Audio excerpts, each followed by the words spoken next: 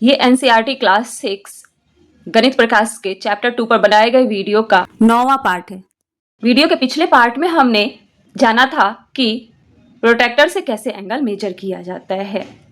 अब इस पे बेस्ड कुछ क्वेश्चंस दिए गए हैं जिसको हम वीडियो के इस पार्ट में सॉल्व करेंगे।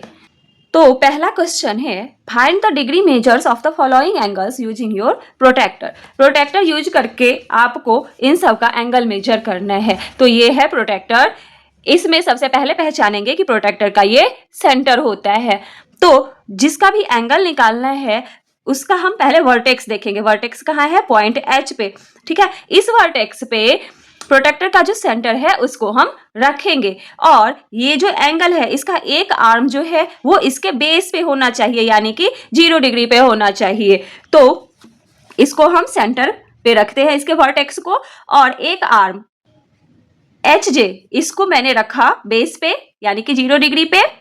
ठीक है, अब राइट साइड इसका बेस है तो हम जो एंगल मेजर करेंगे वो एंटी क्लॉकवाइज डायरेक्शन में। तो 0, 10, 20, 30, 40, 50, 50 और 40 के बीच में आ रहा है। तो 40 और 50 के बीच में होता है 45। तो ये कितना डिग्री का होगा? 45 डिग्री का। ठीक है, तो angle I H J equals to 45 degree. Next है एंगल जे एच आई, इसका एंगल निकालना है। तो इसमें भी हम वही करेंगे, वर्टेक्स पे प्रोट्रैक्टर के सेंटर को रखेंगे। ठीक है, इसके बाद हम देखेंगे कि जो आर्म बेस पे आ रहा है वो प्रोट्रैक्टर के लेफ्ट साइड है या राइट साइड है। तो यहाँ भी राइट साइड हमने रखा है तो हम एंटी क्लॉकवाइज ही मेजर करेंगे। तो दूसरा आर्म जो है वो कहाँ पे आ रहा है? 20 डिग्री से थोड़ा सा ज्यादा है, यानी कि 22 डिग्री। तो ये हो गया आपका 22 डिग्री। ठीक है, ऐसे ही तीसरा एंगल भी आप मेजर कर सकते हैं। इसके वर्टेक्स पे प्रोट्रैक्टर के सेंटर को रखिए और इसका एक आर्म, चाहे ये आर्म या ये आर्म, इसके बेस पर रखिए। ठीक है, इसमें हम ये सेंटर पर रख रहे हैं। ठीक है, और एक आर्म जो है ये बेस पे है तो दूसरा आर्म हम चेक करेंगे कहाँ पे है? 110 डिग्री। तो ये एंगल कितना हो जाएगा? 110 डिग्री। इसमें सेकेंड क्वेश्चन आपको खुद से करना है, find the degree measures of different angle in your classroom using your protractor. ये आप खुद से कर सकते हैं। अब तीसरा है, find the degree measures for the angles given below, check if your paper protractor can be used here. Paper protractor पहले दिया गया है कि आप खुद से भी प्रोट्रैक्टर बना सकते हैं। ठीक है, अब यहाँ एंगल निकालना है। सबसे पहले हम क्या करेंगे कि प्रोट्रैक्टर जो है उसके सेंटर पे एक आर्म को रखेंगे। ठीक है, एंगल के एक आर्म को, इसको हमने रखा जे एच को, और दूसरा आर्म जो है एच आई, इसको अब देखेंगे कि कहाँ पे ये आ रहा है। तो ये 40 डिग्री पे आ रहा है। ठीक है, तो ये कितना हो जाएगा? 40 डिग्री। ठीक है, नेक्स्ट फिर इस दोनों आर्म में से एक आर्म को आपको रखना है प्रोट्रैक्टर पे और सेंटर को वर्टेक्स पे रखना है।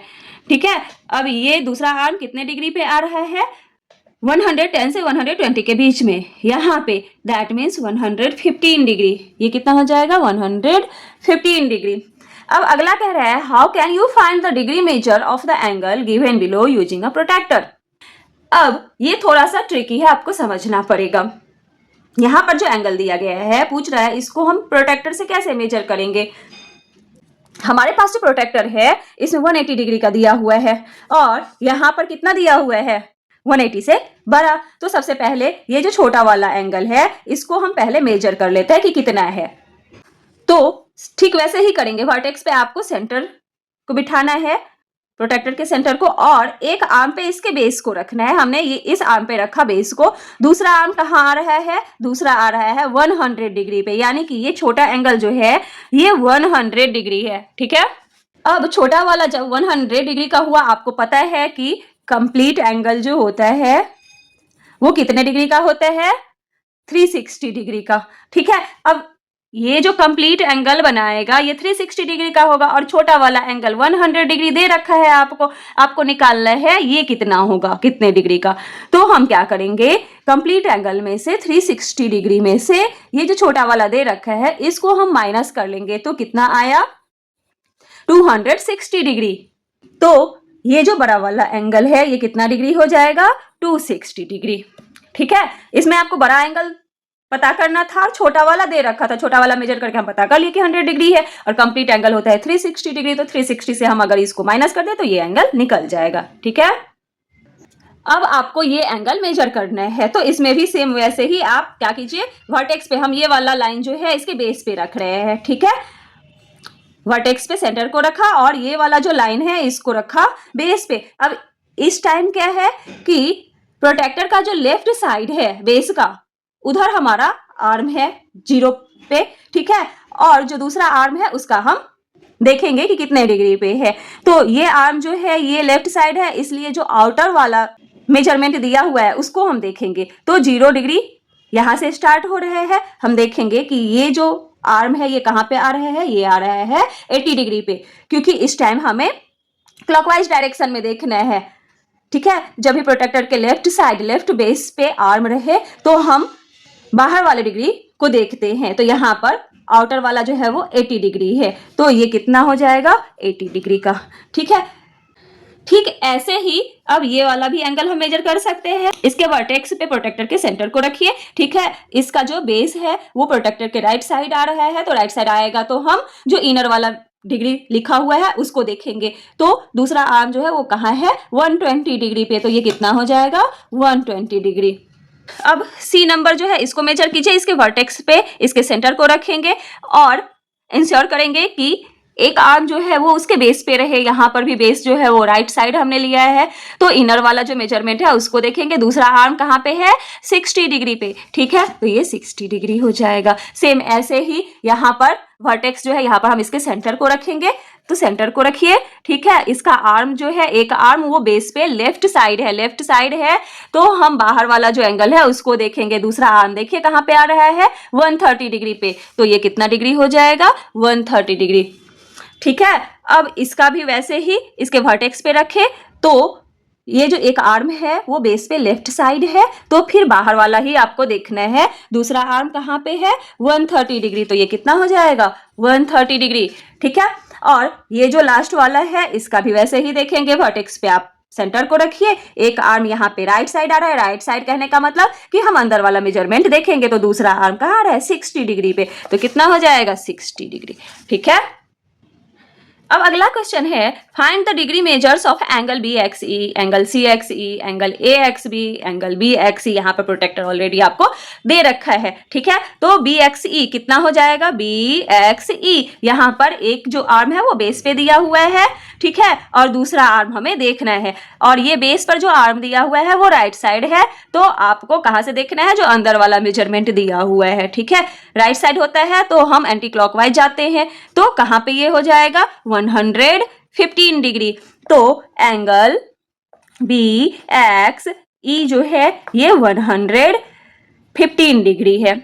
ठीक है, अब ऐसे ही देखेंगे एंगल सी एक्स ई, सी एक्स ई, इसका भी एक्स ई आर्म जो है वो 0 डिग्री पे है और राइट साइड है, तो हम क्या करेंगे एंटी क्लॉकवाइज जाएंगे। नीचे वाला जो दिया हुआ है अंदर वाला एंगल उसको देखेंगे। तो ये आर्म जो है एक्स सी ये कहाँ पे है 80 और 90 के बीच में, यानी कि 85 डिग्री। तो angle C X E equals to 85 degree. ठीक है, अब अगला देखेंगे angle A X B, A X B. इसमें बेस पर जो आर्म है ए एक्स ये प्रोटेक्टर के लेफ्ट साइड है। अब लेफ्ट साइड है तो आउटवर्ड मेजरमेंट हम करेंगे। ठीक है, तो दूसरा आर्म कहाँ पे है एक्स बी 60 और 70 के बीच में, यानी कि 65 डिग्री। तो angle A X B equals to 65 degree. अब लास्ट है angle B X C, angle B X सी।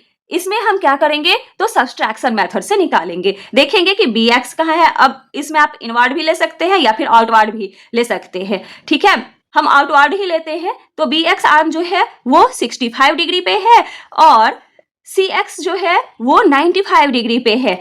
इस केस में हम ध्यान रखेंगे कि दोनों आर्म का जो मेजरमेंट होगा वो या तो आउटवर्ड वाला लेंगे या इनवर्ड लेंगे।